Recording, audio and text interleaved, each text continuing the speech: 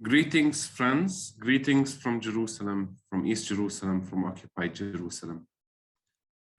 It's a pleasure to be with you in another week.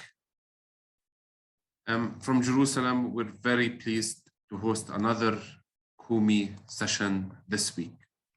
And thank you for people who have been committed through the past weeks. We appreciate your presence with us. If you're new, my name is Omar Harami, and I'm one of the Kumi now online family. Each week we focus on a specific topic, but this week we focus on the role of the United States in Palestine, what it has been, what it is, and what it could and should be.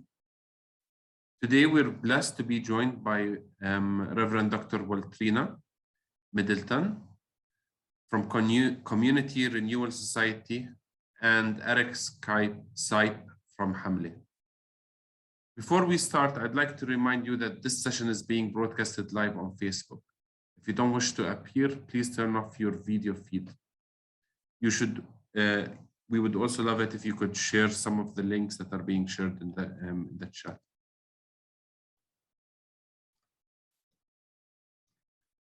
So if you're from the US, definitely this session is of interest to you. If you're not, as unfortunately we know that the US controls most of the world political arena. And what decisions are made in the US are extremely important and affect everybody around the world, especially here in Palestine and Israel. But before we start, I would like us to keep the tradition going. I'm going to ask our friend, Reverend Waltrina, to introduce herself. Hi, it's great to be with you all. My name is Waltrina Middleton. I serve as the Executive Director with Community Renewal Society here in Chicago, Illinois. And our mission is committed to eradicating racism and poverty. We have several mission goals, including maintaining solidarity with diasporic work around the world. It's truly a pleasure to be here with you all today. We remain in solidarity with the liberation movement for Palestine, and I look forward to sharing with you. Thank you. Oh, and you can learn more about us at communityrenewalsociety.org. Thank you, Waltrina. I was blessed to be introduced to Waltrina because we both served many years ago on Christian Peacemaker Team's steering committee. This is where I first met Waltrina, if I'm not mistaken. But I know that Waltrina has joined also Palestine on a trip, and where we also met together. Waltrina is a really inspiring person and a true leader who leads from her heart and from her soul and her mind. So thank you very much for being with us today, Waltrina. Eric from Hamle. Hello, thank you so much for having me today, and thank you all for taking some time to listen to us today. I'm very excited to be here.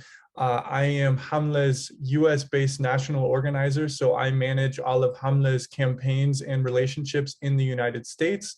Hamle is a Palestinian digital rights organization, so we basically are fighting for a free, fair, and safe digital space for all Palestinians. And we know that we cannot have a free, fair, and safe digital space for all people until it is free, fair, and safe for Palestinians. And we work actively to document and monitor Palestinian digital rights violations while also researching leading trends in the digital rights community and running campaigns to try to advocate on the behalf of Palestinians to be able to access and have respect for their digital rights. So really happy to be here and really happy to share some of our work with you all today. Thank you so much, Eric. Hamle does amazing work, and we're also honored to have you be part of the presentation.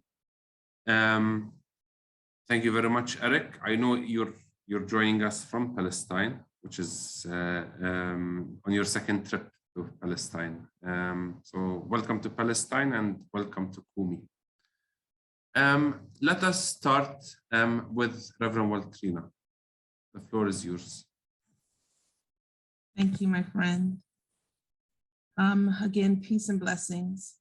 In April, Black and Brown organizers across Chicago and the state of Illinois in the US gathered in solidarity with the worshipers at Al-Aqsa Mosque and to demonstrate solidarity with Palestinian struggle towards liberation and justice. The marches and demonstration lifted up calls for peace, justice, and reparation. During that demonstration, I voiced, we have moral duty and responsibility to use every fiber of our being to be vessels of love, peace, justice, and hope. I spoke as a sister with a personal and clear understanding that my liberation is your liberation, and your liberation must be my own. In the summer of 2015, my first cousin, Reverend Waltrina Middleton, along with other worshipers at Emmanuel African Methodist Episcopal Church in Charleston, South Carolina, were brutally murdered after being racially profiled and targeted at their house of worship. During the most vulnerable moment of prayer and turning inward to God, their vulnerability was exploited and their lives stolen. The sacredness of those church walls was violated because of xenophobia, self-perceived white superiority, and a normalized culture of violence that is perpetuated by the state. What occurred nearly 7 years ago at my cousin's church was not an isolated event. All across the United States, we are witnessing a breach in sacred spaces when violence steps over thresholds into mosques, temples, churches, and the like, with an intent to target minoritized communities with fatal use of force. This is intensified with our federal government when our federal government stokes stigmas of Islamophobia, which can ignite fear and racially charged violence. Our federal government also, through the prison industrial complex and other modes of intimidation, also stoke stigmas regarding Black and Brown communities, which often result in violence against their bodies.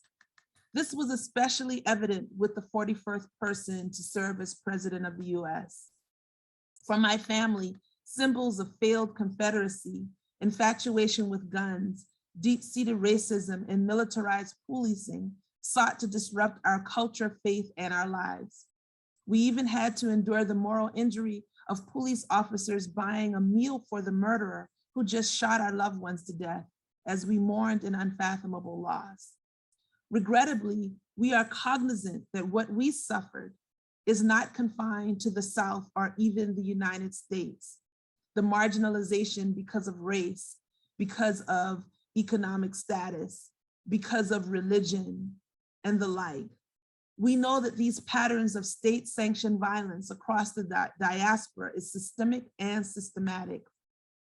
With this in mind, alongside my own personal pain and awareness of how such violence is a disease in the United States and the spiritual, cultural, and moral harm it brings, there is a responsibility to condemn the violence and fatal use of force upon worshipers at Allah's mosque during Jummah's prayers, and the constant acts of violence against Palestinians across its land that was stolen from it. The inequitable use of force against unarmed worshipers has been a pandemic in the US for generations, as recent as the church bombings and intimidation of faith leaders leading civil rights demonstrations only 40 years ago. These crimes against humanity were outrageous then, and they remain so today, no matter where they occur in our diaspora. So the collective denouncement by global leaders, faith communities, and all who believe in justice and peace is critical and urgent. The hypocrisy of US government response to the invasion of Palestinian land compared to its response to the invasion of European nations and nations that align with its own majority Christian theological framework should not be ignored. The common threads of our humanity can be seen vividly today worldwide. More specifically, the plight of Ukraine is not too different from the narratives of Afghanistan, Libya, Sudan, and Palestine. But the latter countries do not have the same privilege and benefits of being headline in mainstream news, except to scrutinize its religious and cultural distinctions. When media coverage consider their plights, they do not focus on the land grabbing, the robbing of natural resources, the murder plots imposed by the West and European nations, or the bigotry that underlines these acts. They do not have the spirited backing of NATO and world leaders and US congressional funds. And they do not have their national flags flown on the I-90 as they do here in Chicago. They are not called heroes and heroines. Too often, Palestinians are too often presented as terrorists and criminalized because of their identities, race, and geography. I remember when the current president made public statements abroad regarding the violence against Ukraine and quoted the Pope. And I thought to myself, no one quotes of the Prophet Muhammad as a messenger of peace and the ways the beautiful wisdom of the Vatican are noted pointedly in a presidential address. It is appropriate for us to share in the global lament in response to the tragedies our siblings in Ukraine are facing. And we must also hold this lament for the tragedies and crimes against humanity that are comparably occurring in non-European nations.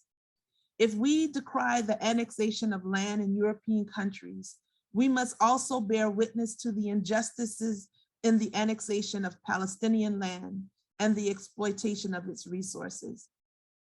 Palestine remains illegally occupied without equitable outcry as their homes are demolished and natives are criminalized and killed for daring to fight for their freedom and homeland. Media images of Palestinians throwing rocks are condemned, while profiles on Ukrainians making thousands of Molotov cocktails to throw at Russian troops is celebrated as courageous and heroic. Both nations seek freedom. Both nations seek to see occupation, illegal occupation, removed. And we are waiting on their respective liberation to come. How do we enforce justice and freeze financial assets to stop Russia from imposing war on Ukraine, but underwrite billions in aid to support Israel's illegal occupation and imposition of war on Palestine? How do we join nations in walking out in protest on Russian diplomats in the UN, but refuse as a United States nation to cast a vote at the UN and to recognize Palestine as an independent nation? How do we impose blockades and freeze assets in Russia while US senators, including Ben Cardin of Maryland and Sherrod Brown of Ohio, rally in support of criminalizing and penalizing anyone who supports BDS against Israelis' occupation of Palestine? In Palestine, families are denied access to their olive fields, a valuable source of income for some. Children are forced to go through multiple checkpoints at gunpoint in order to reach school and then home every day. How do we honor the lives, humanity, and freedoms of Palestinian children, just as we fight to honor the humanity of children of European nations? Activist, author, and humanitarian Dr. Angela Davis says, our histories never unfold in isolation. We cannot truly tell what we consider to be our own histories without knowing the other stories. And often we discover that those other stories are actually our own. There is no pathway to freedom as long as even one remains oppressed. This is why the liberation of the Palestinian is the liberation of all. This is why we who believe in freedom cannot rest until freedom prevails for us all. This is why the bloodshed in a house of worship, albeit Jerusalem, Palestine, or Charleston, South Carolina, or Minneapolis, Minnesota, must be an urgent call for action for us all. As your sister in this struggle, I am with you with hope and with faith that freedom will come. To quote our sister and fellow freedom fighter, Assata Shakur, who is currently in exile in Cuba. It is our duty to fight for our freedom. It is our duty to win. We must love and support one another, and we have nothing to lose but our chain. This is significant as we are presently in this movement for Black and Brown lives in the United States, to look upon the urgent call for solidarity amongst Black and Brown communities with the struggle of Palestine. I am pleased and honored to know that my sister Lila June with the Indigenous movement was one of the speakers for last week during the movement for Black lives and also during the fight for water keepers in the Black Hills in recent years. There was an urgent call for solidarity with those collective and respective movements. Not long ago, maybe just about 6 years ago, I led a delegation of students from across the United States that included student activists from the Black Hills, from New Mexico, from California, from Washington, DC, and a host of HBCUs. And the reason for the call of solidarity to travel to Palestine was to be able to demonstrate the common threads of our respective movements so that we would be able to understand that the isolation, the marginalization, and the oppression that we may face in our specific locations is not strictly isolated to our specific locations, that we have a common struggle with the Palestinian movement. And so when we think of water justice, when we think of climate justice, when we think of racial justice, and when we think of equity and the like, we must be mindful that these are shared struggles for Black and Brown communities all across the globe.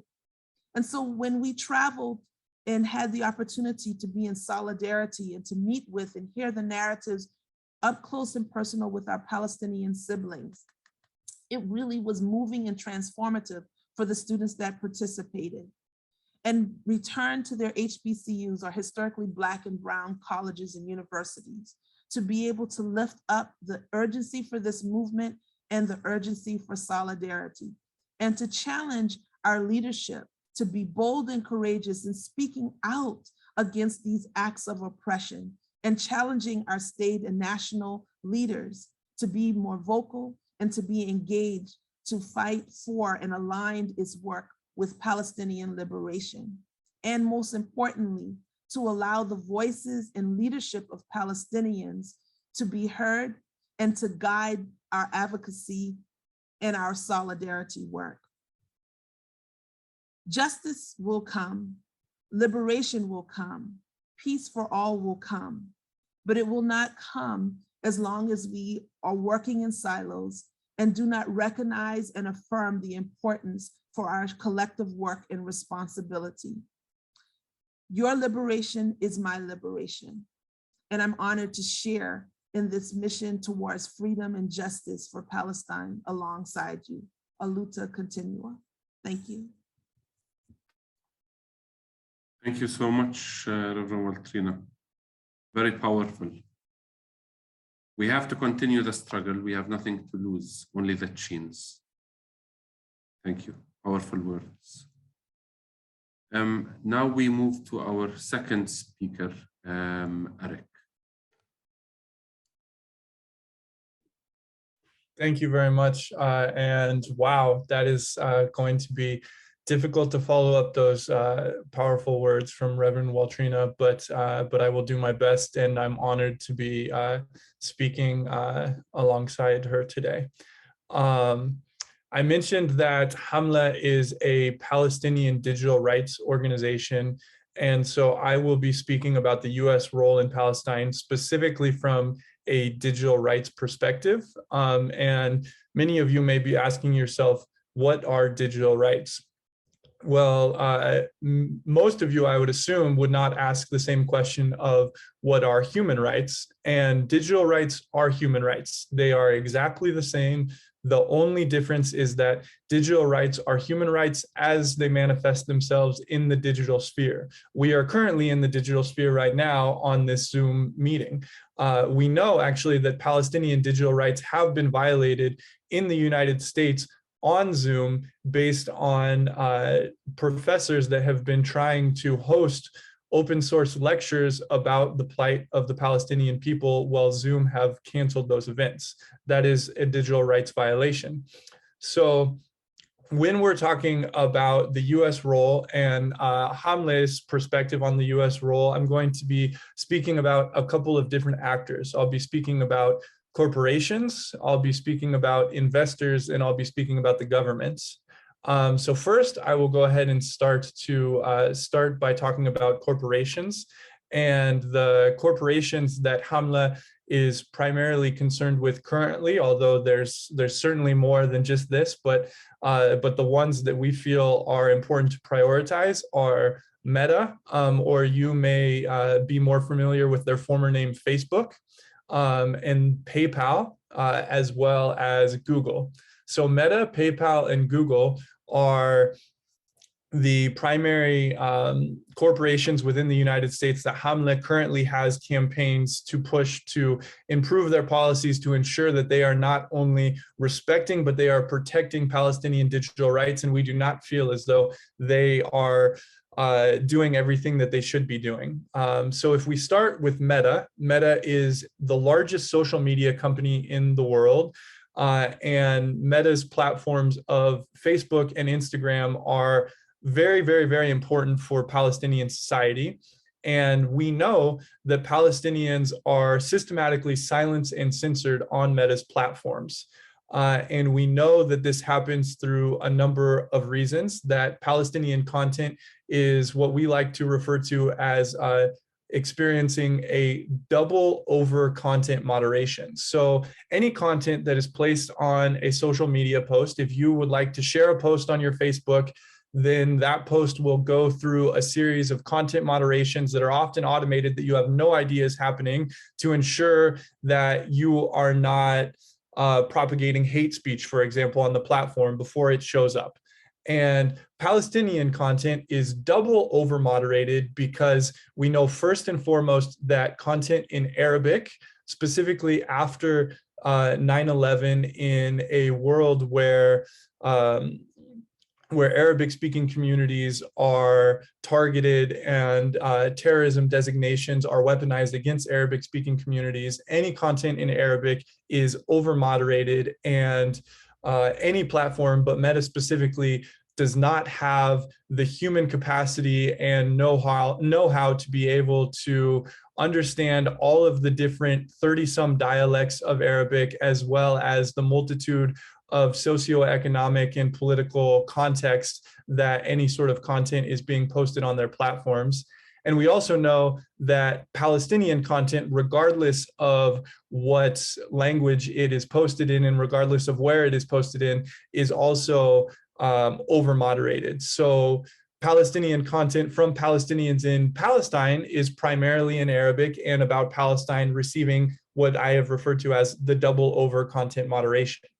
What we also know is that Meta has a series of opaque policies that make it extremely difficult to understand how to be able to express one's political or personal viewpoints on Palestine. Specifically, one of the examples of these policies that I will point out is their dangerous individual and organization policy, which is essentially a policy where you are not allowed to praise or support anyone or any organization that is on that list. And that list consists of a number of different types of organizations, but for the context of Palestine, the designation that is the most important is terrorist. And first and foremost, Meta does not publish that list, so it's impossible for any user to know who they are or are not allowed to support or praise in their posts.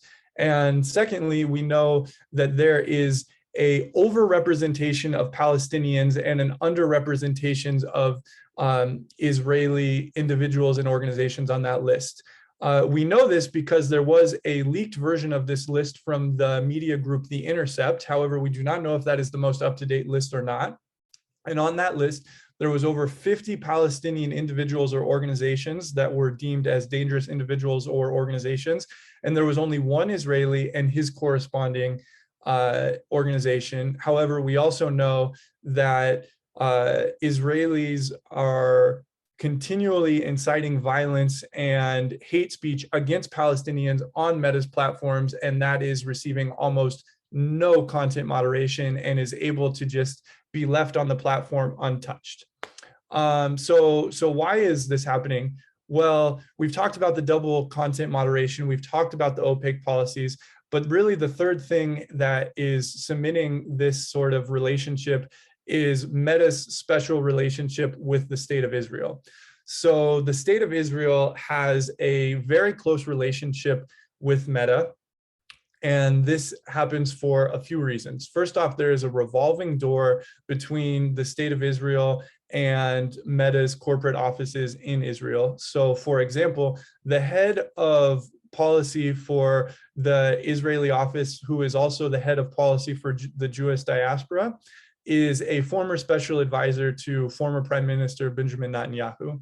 And on Meta's oversight board, which is essentially the Supreme Court for social media, there is a former director of the Ministry of Justice from the State of Israel. And this individual actually oversaw the founding of the Cyber Unit, which is a special policing unit that is used within the State of Israel to send tens of thousands of requests for content takedown to Meta every year. And these are requests that are voluntary, but we know that Meta complies with these requests around 90% of the time. So that's tens of thousands of requests that the State of Israel is sending to Meta of Palestinian content that they want taken off. So they are censoring Palestinian content, and Meta is rubber stamping the approval of that content. So this is really, really, really difficult, because we also know, everyone in this room is very well aware with the situation in Palestine and how woefully unprepared and horrible the mainstream media's coverage of Palestine is. So when the mainstream media is failing to give an honest account of what is happening in Palestine, Palestinians taking to social media to share their experiences with the world has shown the ability to be able to shift global perspectives and to push for a more honest telling of what is happening in Palestine. And the Israeli government does not want that to happen, so is censoring that content. However, after the uprisings of May 2021, this came to a head when censorship was at extreme heights. We at Hamla actually, in less than a month, documented over 500 cases of digital rights violations in that time. And the oversight board at Meta recommended that Meta employ a third party to do an independent investigation of Hebrew and Arabic content as it pertains to the Palestine and Israel context on their platforms. And the business and human rights consulting firm BSR was commissioned to do that report. That report has taken place, and we are waiting for that report to be published. We know that that report was originally set to be published in the second quarter of this year, and it has already been delayed to be published by the third quarter of this year, but we are waiting for that report to be published and to see what an independent investigation has to say about this issue of censorship and silencing of Palestinian voices on Meta's platforms that Hamla has been advocating for and raising awareness around for years and years and years. So that's Meta. That's one very important US-based corporation that is actively participating in the silencing and censoring of Palestinian voices and narratives in the online digital sphere. Now I'll move on to PayPal. PayPal is the most common, widely used digital payment service platform on the planet. And PayPal currently provides services to all Israeli citizens throughout what is considered the State of Israel, as well as illegal settlers in the legal settlement in the West Bank. However, PayPal does not provide services to Palestinians in the West Bank and Gaza. And this is a huge problem. And I think oftentimes when people hear about our campaign, which we call PayPal for Palestine, it often is underestimated the importance, because the fact that PayPal does not provide services to Palestinians in the West Bank and Gaza is a symptom of a much larger issue of economic deplatforming and financial censorship that Palestinians are experiencing. And this creates an economic chokehold in Palestine. So we know that around 40% of Palestinians in Gaza and around 16% of Palestinians in the West Bank are unemployed. We also know that Palestinians lack basic freedom of movement, and that around 44,000 Palestinians every year graduate with an undergraduate degree and extremely employable and marketable skills. But because of the economic chokehold, because of the military occupation, because of the siege on Gaza and the lack of freedom of mobility, they lack economic opportunities. So to be able to look for more economic opportunities more and more as there are more digital spaces, Palestinians are looking to the digital global economy to be able to provide for themselves and their families. However, the vast majority of freelance websites online use PayPal as their payment service provider, and therefore Palestinians are not able to access the digital global economy because they cannot be paid for their services. We also know that there is no reason why PayPal should not provide services to Palestinians. PayPal says that they cannot provide services to Palestinians because Palestine is a high-risk environment.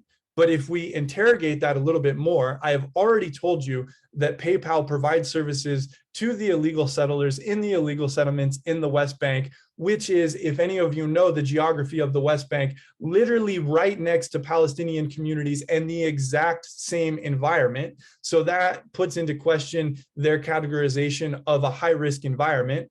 We also know that the Palestinian Monetary Authority has been working with the US Treasury Department to ensure that their financial and banking sector are secure and safe and up to international standards, and that Visa and most recently Apple Pay have entered the Palestinian market. So if the US government, Visa, and Apple Pay all determine the banking and financial sector secure and up to international standards, then there's really no reason why PayPal should not do the same. On this topic, Hamle has actually surveyed Palestinians, and 80% of Palestinians across all socioeconomic statuses say that they would access PayPal, they would use PayPal if they had access to it. And we also know that the Palestinian purchasing power is on par with multiple different communities that PayPal already provides services. So not only is it nonsensical for PayPal to not provide services, but it would actually be profitable for PayPal to provide services to Palestine. And that really only leads us with the conclusion that PayPal is not providing services to Palestine on the basis of discrimination. So that is very, very, very important, because PayPal is such a large player, basically holding a monopoly in online digital payment services, that if they were to open up services to Palestine, then that would pave the way for Palestinians across individual, business sector, nonprofit sectors, ability to have access to digital financial services that would really be able to allow Palestine to grow economically at a much higher rate than they are able to currently. Now, the last company that I will mention is Google. And Google essentially contributes to the digital erasure of Palestine and the Palestinian identity through the portrayal of their land on the platforms. And what do I mean by that? Well, one of the most obvious examples of that is that Google labels Jerusalem as the capital of Israel, which we know is not the case. And we know that that is disputed under international law, regardless of the fact that that should not be the capital of the so-called state of Israel. We also know that if you move to Google Maps, the only country label over the geographical area that is Palestine is Israel. Palestine is never listed on the map, and that Jewish communities are prioritized over Palestinian communities insofar as when you hover over the map, Jewish communities' names are labeled first, and you have to scroll in very, very close to be able to see the names of Palestinian communities. Furthermore, Google Maps is essentially unusable for Palestinians because it does not take into account the apartheid road system that is illegal for Palestinians to use throughout the West Bank, and it does not take into account military checkpoints. So if a Palestinian tried to use Google Maps, that could very literally put their life in danger by putting them on a road that the state of Israel has deemed illegal for them to be on, or put them in the face of a checkpoint when we know that Palestinians are threatened, are detained, are killed at checkpoints regularly. So these are just some of the ways that Google, as I mentioned, is contributing to the digital erasure of Palestine and Palestinian identity, as well as potentially creating real world harm for Palestinians if they try to use their platforms. Now, these are the main companies that that Hamle has determined are a priority for us to run campaigns around, to push for not only, as I mentioned, the respect, but also the protection of Palestinian digital rights. And I think that from my comments, you can see how far we are away from those companies respecting or protecting Palestinian digital rights. The last issue that I'll bring up before I end my comments is an issue of mass surveillance. And mass surveillance is a huge issue for Palestinian communities because we know that the Israeli surveillance sector is the hub for the development of mass surveillance technologies that are then exported around the world.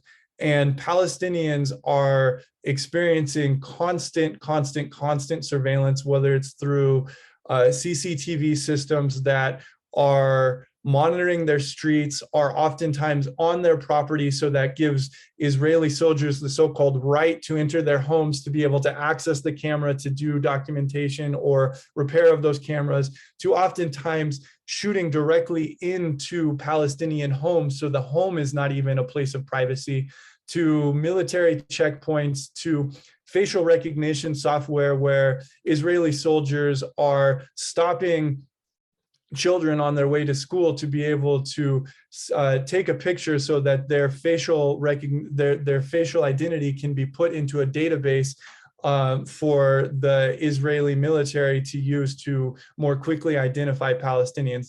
These are just a number of examples of the whole host of ways that the state of Israel is constantly monitoring Palestinians. And these technologies are developed in a very clear and specific pipeline. Essentially, Israelis are trained in digital surveillance. They then leave the military, open up their own private firms, and further develop the technology that they were trained on in the military. They then sell this technology to the Israeli government. The Israeli military tests this technology on Palestinian communities. So then the firm can further fine tune this technology, and they literally market it as field tested being the Palestinian community, so they can export it to authoritarian regimes around the world. And in that way, the surveillance of Black and brown activists in the United States, of activists in Latin America, throughout Africa, literally all reaches of the globe are developed in Palestine and on Palestinian communities. And we also know that the largest funders of these Israeli mass surveillance firms are Silicon Valley venture capitalists. And there has been a number of cases in which the US government has made a case against specific firms. So the most recent is the NSO Group, and you may have heard of their Pegasus software, which can infiltrate somebody's cell phone. And once it has infiltrated somebody's cell phone, they can activate the camera, they can activate the microphone to have live surveillance, but they also have access to all data on that cell phone. They can record your phone calls, they see your text messages, they see your emails, they see your photos, they see any documentation that you have on your cell phone. And the Biden administration, in the wake of the proliferation of Pegasus software against activists around the world, blacklisted the NSO Group. However, we have already seen that the NSO group is potentially going to be sold to another US buyer and would then undergo an entire rebranding and a new name and operate in exactly the same way under a new framework. And this is not something that is new to be happening.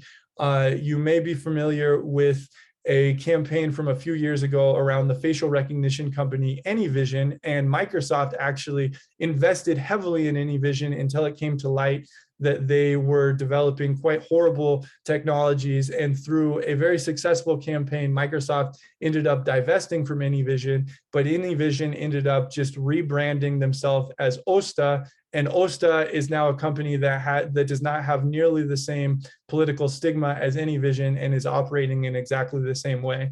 So what we have seen is Silicon Valley and venture capitalists in general in the United States being one of the largest, if not the largest funder of Israeli surveillance firms, and the US government being just really woefully inadequate in their approach to stopping these harmful technologies. And there is an opportunity for a sectoral-wide regulation of mass surveillance technologies rather than this piecemeal approach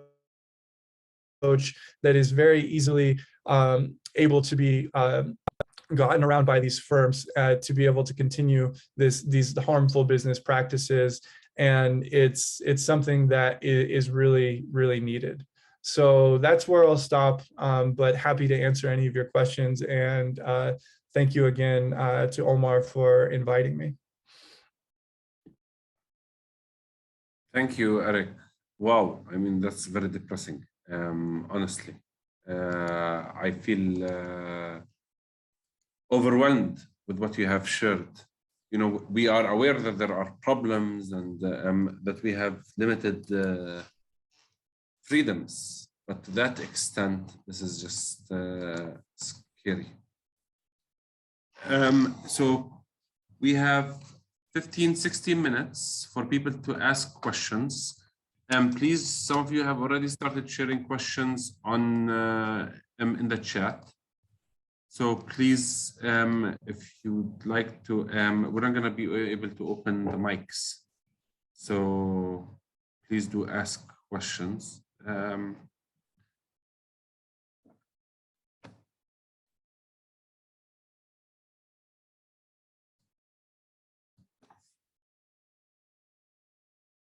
Okay, so the first question for you, Reverend Waltrina.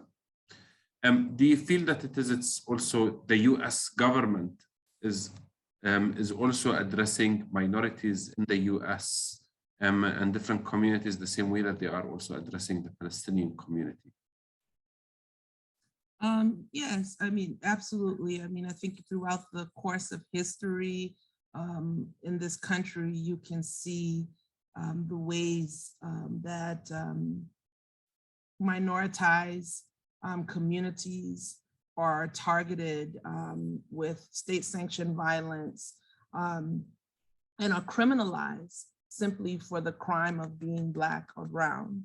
I really appreciate, I'm sure many of you have heard of Michelle Alexander's book, The New Jim Crow, and the way that book really outlines the systemic and systematic ways that the United States government criminalizes Black and brown bodies and profit off of the criminal industrial complex system. And when I think of the ways that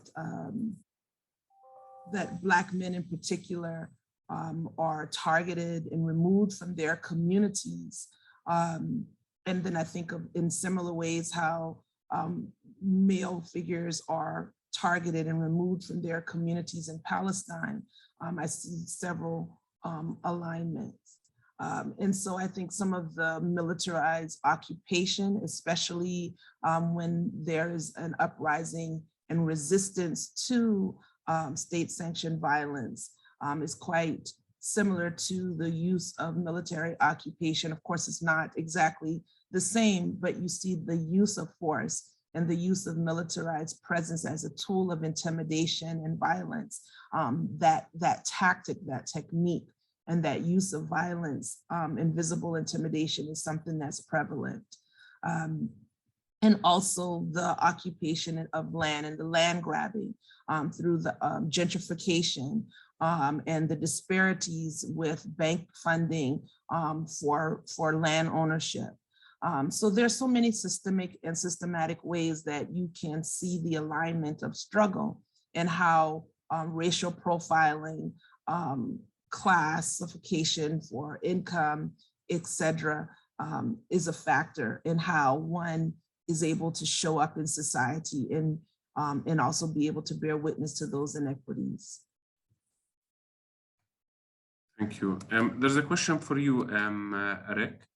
So from previous meetings we've had, we understood the challenges of for the Palestinian businesses to really to be able to get the experts, because we do not control the borders, we're not able to issue visas. It's very difficult to get hold of the resources. It's very difficult to manufacture. It's very difficult to produce and export our products or our services abroad. So, I mean, it's the final part of the chain is only collecting the money or paying the money through PayPal or other services. Does Hamle also consider the whole cycle of the business cycle, or only just on the or on certain or only on the digital rights? So much of what you're talking about is outside of the scope of Hamle, but what I will mention is that there are many businesses that are not exporting a specific product that is physical in nature and has to get sent through all of those factors. There is, for example, graphic media production that is an entirely digital process. There is the publication of writing, there is political analysis, there is art in its many forms and mediums that that all can take place in the digital sphere, that that do not necessarily have any physical process that is, or product rather, that is associated with it. One more question for you, Eric. According to a recent study, over 75% of the IT sector in Palestine, the students, the graduates, end up working inside Israel. It seems that the whole structure that Israel is, Palestinians are not able to work on their own, but they have to work for Israelis, for Israeli businesses or companies. Is this something that you have explored as at Hamle? Yeah, so this is something that is a part of a larger issue, which at Hamle we refer to as digital occupation. So oftentimes when folks are talking about Palestine, they are very familiar with the military occupation, but Israel is occupying Palestine in a whole host of ways, and one of them is digitally. And what I mean by that is that the information communication technology infrastructure across all of Palestine is owned and controlled by the state of Israel. And so one of the most visible ways in which you see that take place is I am in Renewal, as was mentioned, and in Renewal, I have access on my cell phone to a 3G network, whereas there is 5G networks available across the so-called state of Israel. And oftentimes in Gaza, there's only 2G networks. And actually, in President Biden's last visit, most recently, he was promising the development of 4G networks in Palestine and using that as a talking point of positivity when, as I mentioned before, across the state of Israel, there are 5G networks that are already in place. And so the state of Israel is very intentionally, through an archaic system of permitting and processing and delays, intentionally pushing down the economic or the technological development of the ICT sector to make it just another reason why the technological sector does not have the economic opportunities for young Palestinians that are graduating with these types of skills. Reverend Waltrina, Israel has been funding, and allies of Israel has been funding special groups, especially of African Americans or other minority groups, Hispanic communities, come and visit Israel in a way to be introduced to Zionism. What are your thoughts on these tours? Yes, when a long time ago, on my very first visit to Palestine, I was a seminary student, and a group of the Black student leaders were invited to come to Israel, and lacking any level of consciousness at all, we went. And thankfully, we had some leaders in our community who pulled us aside when they found out that we were going and talked to us about the state of Palestine, and gave us information that would challenge us to ask questions to our hosts. And as a result of that, they were forced to, once we were there, to secure a bus that would take us into Bethlehem and allow us to connect with and hear from and speak with Palestinian community members.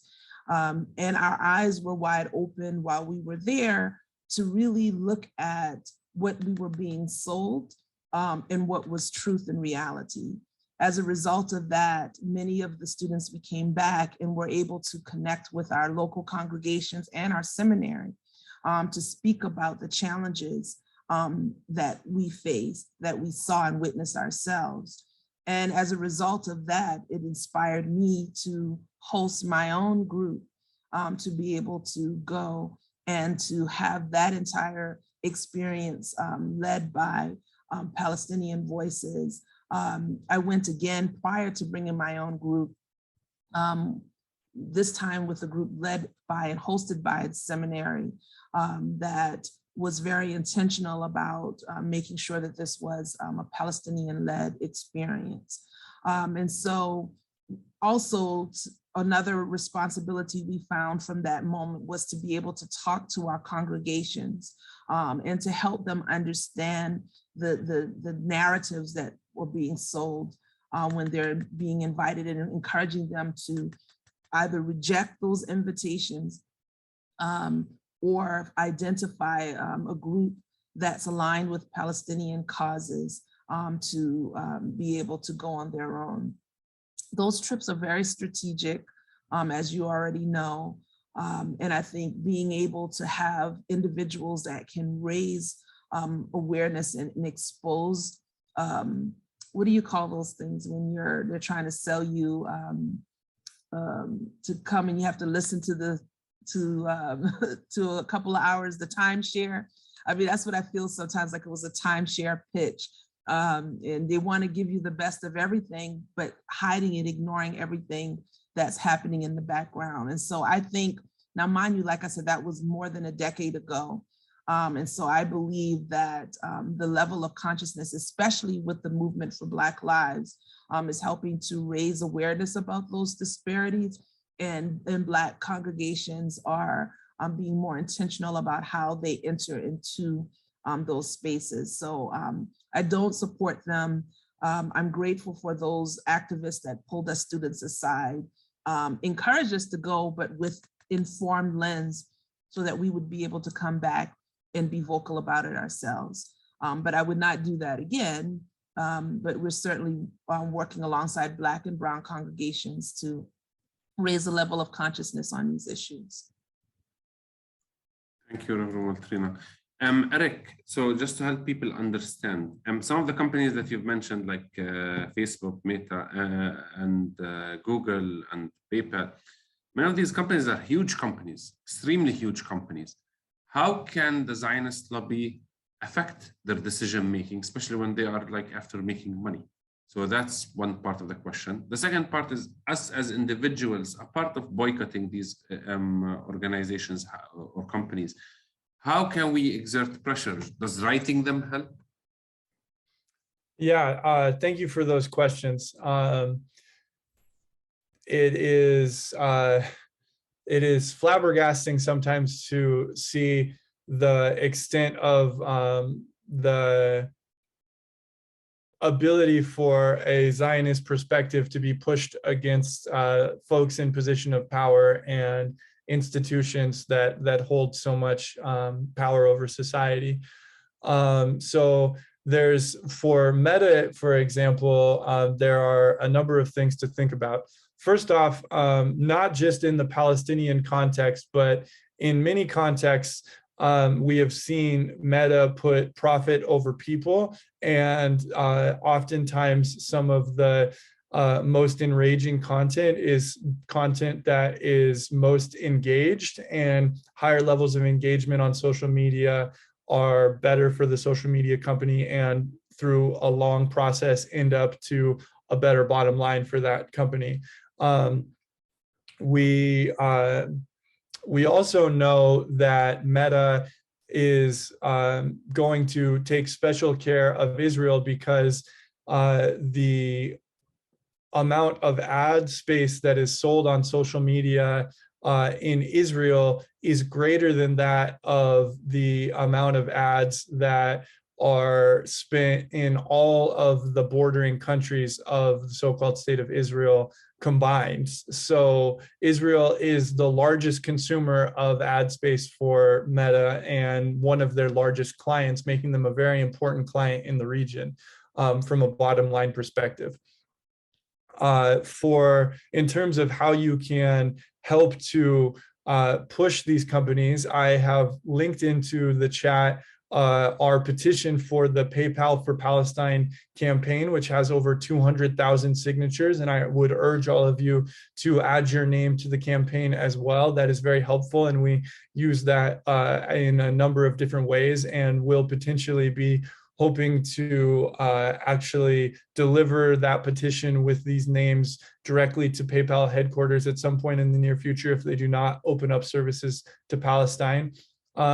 We are also waiting for the BSR report on Meta that I referenced in my earlier remarks around content moderation of Arabic and Hebrew content in the Palestine and Israel context. And once that report is published, we are looking to engage more heavily and directly with the company to say that this is not only something that we have been pushing for, but we're hoping that this third-party investigation gives greater legitimacy to some of the issues that we have been trying to raise awareness around.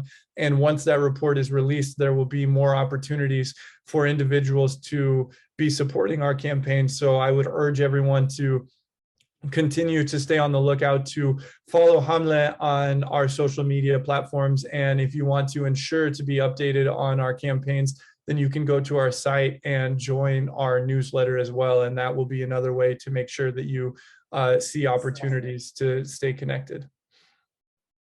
Thank you, Eric. Reverend Waltrina, the time is almost over. What words do you leave us with? The word that I would offer, or the words I would offer, what I offer myself, and that is to not to lose hope or heart, but to remain persistent in the pursuit of justice. And that I forgot to mention earlier that Community Renewal Society is a faith-based organization that's centered on social justice issues. And so in the spirit of justice and beloved community, we remain committed to the obligation, the duty, and the responsibility to be vocal about these acts of injustice that we see. It's very difficult sometimes when you see those disparities, but we remain hopeful and persistent, and I would offer the same to you. Thank you. Thank you, Waltrina. Final words, Eric? I think that Reverend Waltrina ended us beautifully, and so I think it would be appropriate to leave on those words.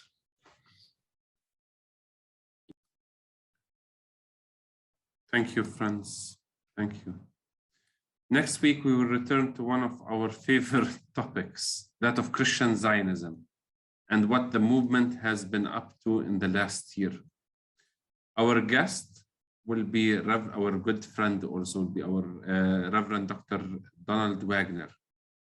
If you'd like to be reminded of the online gathering an hour before they begin, you can register for email reminders at kuminow.com/online using the form at the bottom of the page. We hope to see you, friends, next week. It has been a great pleasure hosting both of you, Eric and Waltrina. You're amazing, dedicated. There's so many people who are involved in this struggle. I mean, Google, Facebook. Facebook is a platform that you can connect with friends, but so is Kumi and our networks together. So it's a blessing to be together. And thank you, friends, for being with us, and see you next week.